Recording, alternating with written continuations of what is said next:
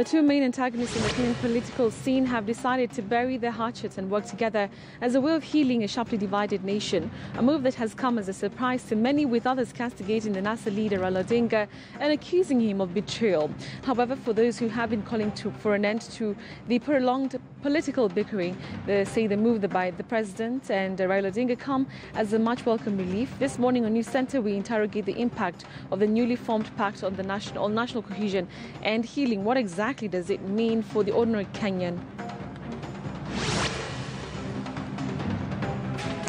And welcome back to News Center. Thank you very much for staying with us. We continue with our discussions and our coverage. This is indeed our second hour of the show. Thank you very much for staying with us. And remember that this morning, coupled with our top story, we are asking you, is the newly formed pact between Raila Odinga and President Uhuru Kenyatta enough to bring national healing and cohesion? I'm telling you, quite a number of positive, extremely positive tweets coming through. Many people saying that indeed it is fast, it is at least something that's going to help with regard to bringing the country together. I want, of course, to see your comments streaming in. I'm seeing quite a number already doing so. Let me just sample a couple of tweets here. Okay, so here I have somebody by the name Steve Mulwa Wakisa. You say that is a good start. Thank you very much. You're saying you're watching from Kitengela Estate. Thank you. Okay, Peter, Tony, you say yes, but only when they live true to the pact. Some have not worked out before, but we hope for the best now. Thank you for that. Jafred Namunane, you say, will heal the economic matters most and the will of the people. Wananchi wanasafa, si biashara, kazi hakuna na kampuni zinaangamia. Thank you for your comment. Keep them coming. CICA, you say we only need to change all the systems and no handshakes. Failure to generation after Raila Odinga and Uhuru Kenyatta will still fight. No healing. All right. Thank you for your comments. Keep them coming. I'll continue to sample them as we continue here on the show. KTN News Center is the hashtag. At Betty M. Carlo is my Twitter handle.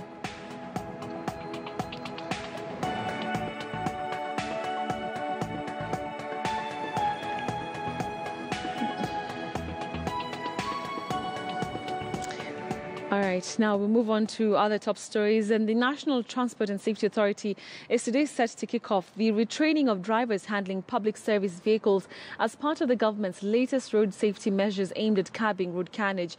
98,000 PSV and 302,000 commercial vehicle driver license holders in the country will be heading back to training schools in a bid to put to an end the rampant road accidents witnessed in the recent past. The retraining will also include medical tests for those conditions which may affect the driver's ability to drive. All right, and I want now to have a discussion around that retraining of PSV license holders. And I want to bring in Simon Kimutai, who is the chair of the Matatu Owners Association. Thank you very much, sir, for joining us on News Center this morning. First things first, maybe you could just tell us what you think really of this retraining. Will it really help to curb the road accidents that we've seen in the past? Well, actually, when we talk of retraining, it doesn't actually mean that mostly test of skills and becomes the end of it. We have training in many areas. We know that Matatu drivers have been misbehaving on the road. It's a behavioral issue, and they are very skilled in driving. And at the same time, there are issues of what classes of vehicles they are able to drive. And you'll find that Matatus have been training fields where NTSA issues licenses, both the normal license and PSV license, without due consideration whether this person is capable of actually removing a car from one side to the other. It's only based on the age of the license. So this brings in a lot of questions that why should we be given drivers who are not capable of driving and yet they have been licensed by the licensing authority without testing, without classifying, just given a PSV license randomly. So these are the questions we've raised. And we don't want our vehicles to break down when drivers start, getting skills while, training while driving. So we would want them to be fully baked by the time they are handed over to us as drivers of PSV. Right. before even you proceed to continue with the answer, do you think that there's a way then to correct this issue that, you're talking about, having a driver who can drive, but also another one who can actually drive a public service vehicle? Is there a way to correct this mistake that you said has come, from the past? Yes, there is a way. You see, when somebody wants to become an accountant, you first go to school, and then you go for training as an accountant, and you do examinations and eventually qualify as an accountant. In this particular case, we want PSV drivers to be subjected to formal training. In most cases, people in this country, the way they get their licenses are questionable. Most drivers don't even understand the road signs. They don't understand rules and regulations. Highway code, they know nothing. So I think the only way to remove this is by giving information in form of training. And I'm sure when people are trained, they become better. And in most cases, you realize in PSV, it's just a conductor who eventually graduates himself to be a driver. We've seen accidents happening because NTSA issues licenses without testing. A driver would, somebody would go for driving lessons and keep your license in the box for 4 years and apply for PSV license, which will be issued to you on the basis of the age of the license, 4 years. That's the qualification, without testing, without training. So we get the beating from this other side as investors because we have breakdowns, we have accidents, we have many things that affect us as investors in the industry. So we support the issue of training, but somehow we must put a question. Is it sustainable? Is the capacity, can NTSA be able to have this function? So I think what I would advise is that NTSA should contract National Youth Service so that it can take care of both the element of discipline and the element of training and marking time a bit for one to be either a conductor or a driver. And then the functions of issuance of that license should move from there to the training center so that somebody would easily be known to be able only to drive a certain class of vehicle, as opposed to having all the stamps there and you cannot move even a minibus. Maybe you're only skilled in moving a smaller vehicle. So these are the issues that actually are really haunting in the public transport sector. All right. Do you think that this move by NTSA is almost then cosmetic, because the issues that you're raising about, drivers being able to have licenses which would allow them to drive the car that they can comfortably do, then do you think, with this retraining, do you think that it's a cosmetic move? Do you think that's still needed? One thing, that's why I mentioned that there must be an institution, a credible institution that can be able to perform this function.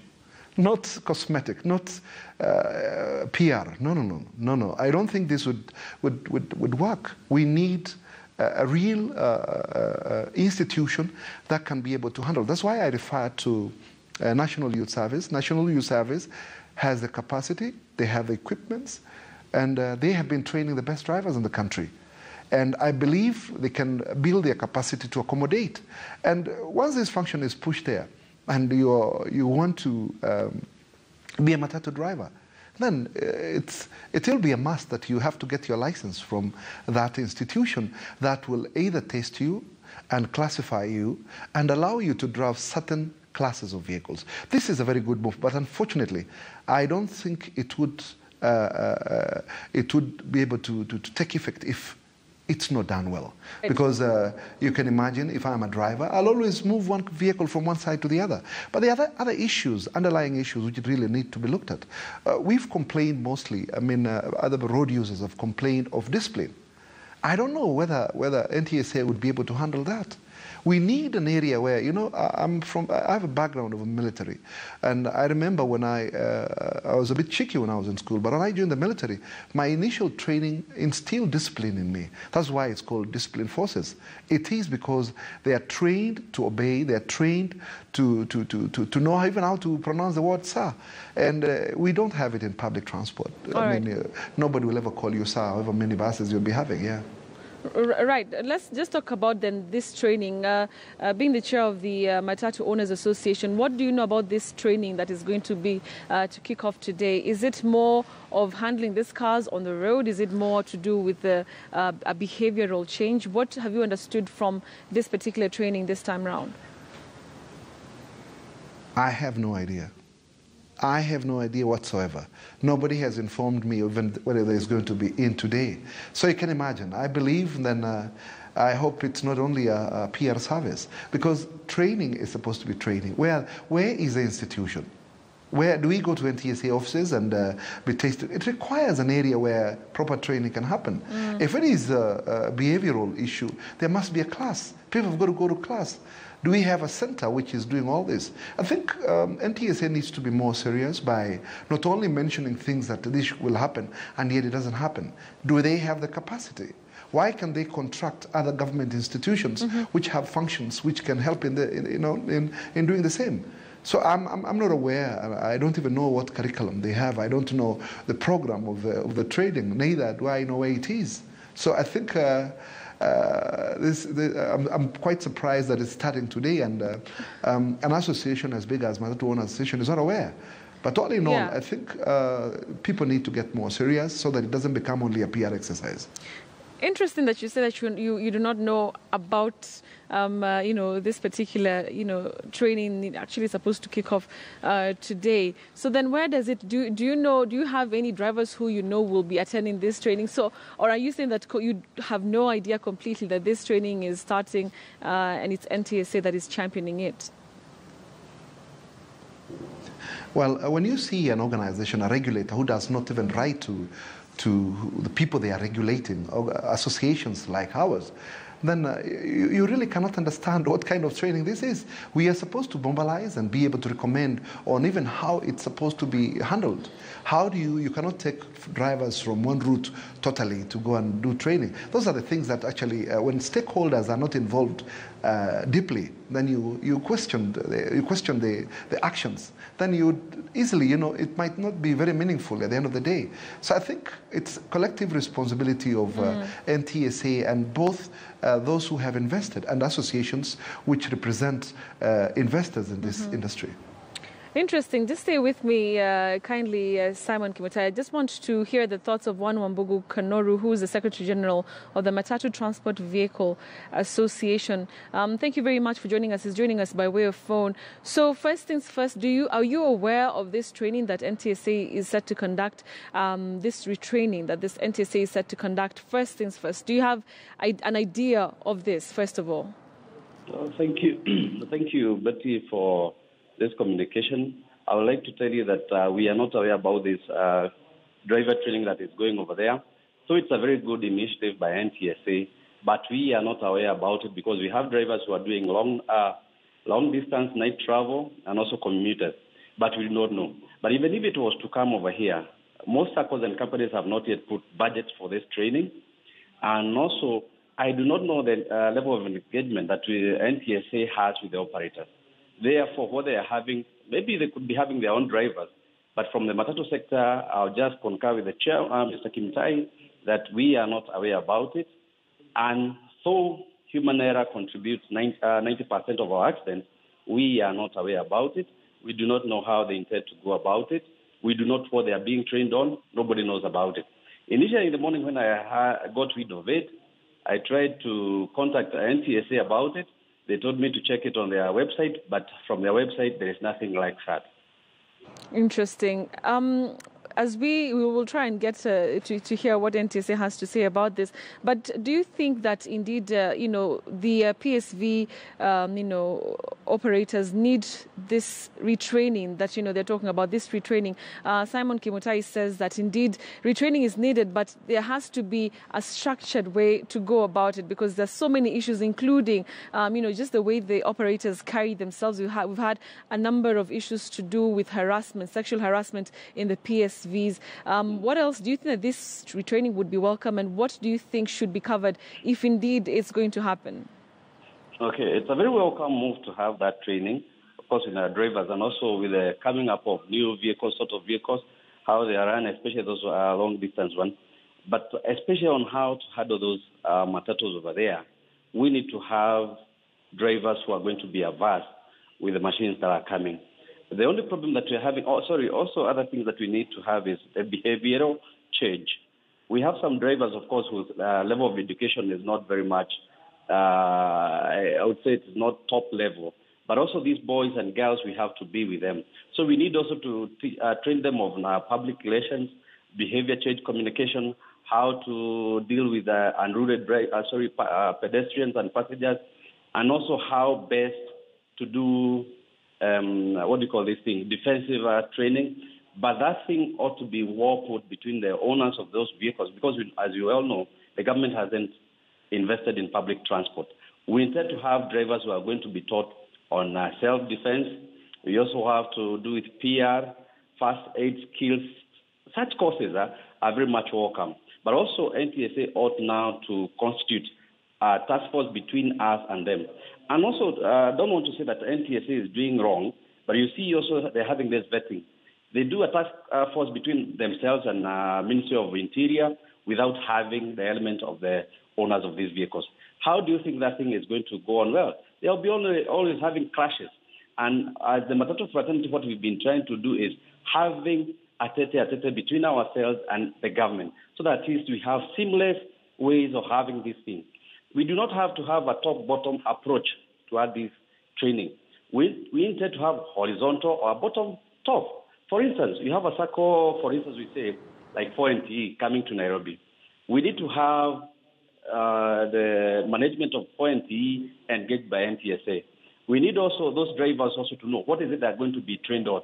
What is it that they are feeling they need to be trained on, so that we have something that is going to be all right, and at least we reduce the road crashes that we have in this country. All right, interesting. That is Wambugu Kanoru, who's the Secretary General of the Matatu Transport Vehicle Association. And of course, just squeezing him really about this retraining that the NTSA together with the Interior Ministry are undertaking, starting today, to retrain PSV drivers. But as you've heard from him, together with Simon Kimutai, they are not aware of such a training. Simon, if you can hear me, coming back to you, hopefully we'll be able to get word from NTSA. But if indeed there's a training that must be conducted, first things first, what do you think should happen? Of course, firstly, probably would be to consult with the people who really are at the center of this, and that includes your association and others like Wambugu Kanoru's. But how would you suggest for this to be structured and played out? You see, existing drivers are behind the wheels, and there must be a structured way where we can remove some drivers off the road for them to be able to be trained. Otherwise, they'll be training drivers who are looking for jobs, and they will not be able to take the skills, the information that has been given to them to practically be able to apply it on the road. So I would say that NTSA needs to get in touch with either SACCOs, companies, or even association who can be able to mobilize and structure it in a way that a route or probably a SACCO should give maybe 2 drivers for a week. When they come, then the other 2 drivers, just like we used to do when teachers, a long time ago, there were untrained teachers, but eventually they got trained in a structured way. During holidays, they would move in. They used to be called in-service. And eventually they qualified as trained teachers. This needs to happen because already, if you are training other drivers who do not have vehicles, to drive, then all will be in vain. We need it to be structured well that it can be able to function. Otherwise, it will be in futility. Interesting. Well, thank you very much for speaking to us, Simon Kimutai. He's the chair of the Matatu Owners Association.